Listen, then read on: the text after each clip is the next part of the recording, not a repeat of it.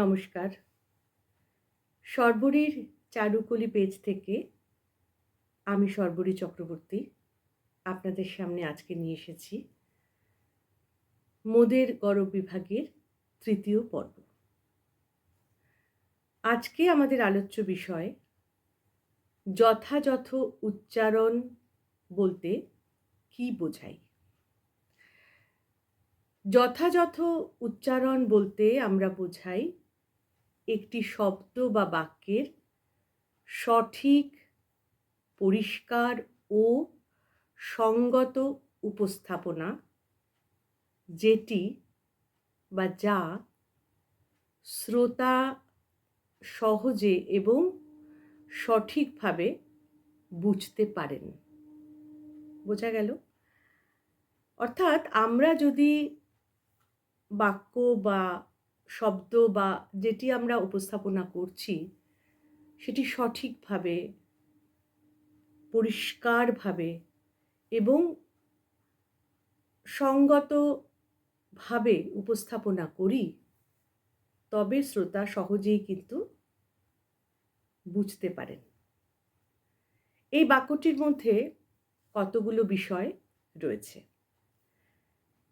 তার মধ্যে প্রথমে আসছে স্পষ্ট উচ্চারণ। আমরা যদি উচ্চারণের ক্ষেত্রে ঝাপসা থাকি, অর্থাৎ আমাদের বাক্য বা শব্দটি যদি স্পষ্টভাবে না বলি, তাহলে শ্রোতা কখনোই সেটি বুঝতে পারবেন না সঠিকভাবে।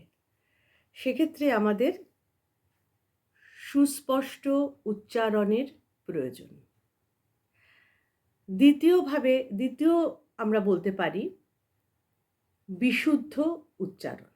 অর্থাৎ আমরা যে উচ্চারণ করছি বা যে শব্দ বলছি, যে বাক্য বলছি, সেটি যেন, অর্থাৎ আমরা তো বাংলা ভাষায় কথা বলছি, উচ্চারণ করছি, সেটি যেন আমাদের বাংলা ভাষার নিয়ম নীতি মেনে উচ্চারিত হয়।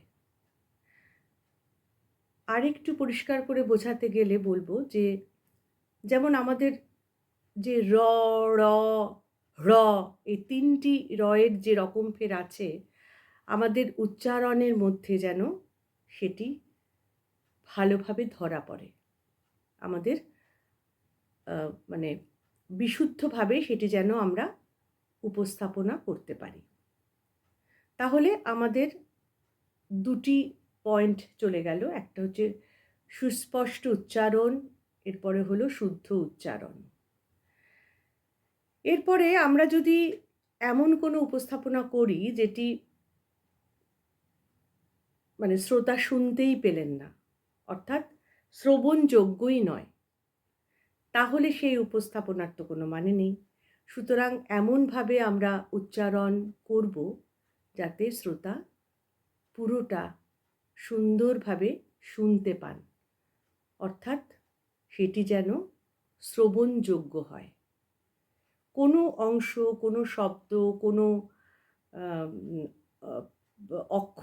অক্ষর কোনো কিছুই যেন মানে ঝাপসা না হয়ে যায়, অর্থাৎ কিছু অংশ আমরা হয়তো শুনতে পেলাম না, এরকম যেন না হয়, অর্থাৎ পুরোটাই যেন শ্রবণযোগ্য হয়।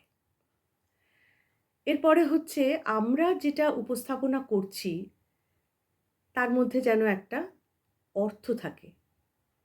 বিনা অর্থ, মানে আমরা কিছু বললাম অথচ তার কোনো অর্থ শ্রোতার কাছে স্পষ্ট হলো না, সেটা যেন না হয়। অর্থাৎ আমরা যেন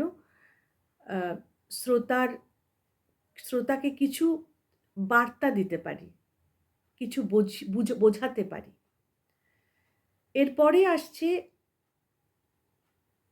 আমরা যেন শ্রোতার মনে একটা অনুভবের সঞ্চার করতে পারি, একটা আবেগের সঞ্চার করতে পারি। অর্থাৎ আমরা কোনো আনন্দজনক কোনো ঘটনা বা দুঃখের কোনো ঘটনা বা যে ঘটনাটাই আমরা বলছি না কেন, সেটা যেন আমরা এমনভাবে উপস্থাপনা করি যেটি শ্রোতাও সেই ভাবটিকে অনুভব করতে পারেন, বুঝতে পারেন। তাহলে আমরা মোটামুটি যথাযথ উচ্চারণ সম্পর্কে কিছুটা ধারণা আলোচনা করলাম। পরবর্তী পর্বে আমি আবার কিছু আলোচনা নিয়ে আসবো উচ্চারণ সম্পর্কিত। আর গত যে আলোচনাগুলি আমি করেছি, আমাদের এই ডেসক্রিপশন বক্সে সেই আলোচনার লিঙ্ক আমি দিয়ে রাখবো। আপনারা যদি ইচ্ছে করেন সেগুলো শুনে দেখতে পারেন। নমস্কার।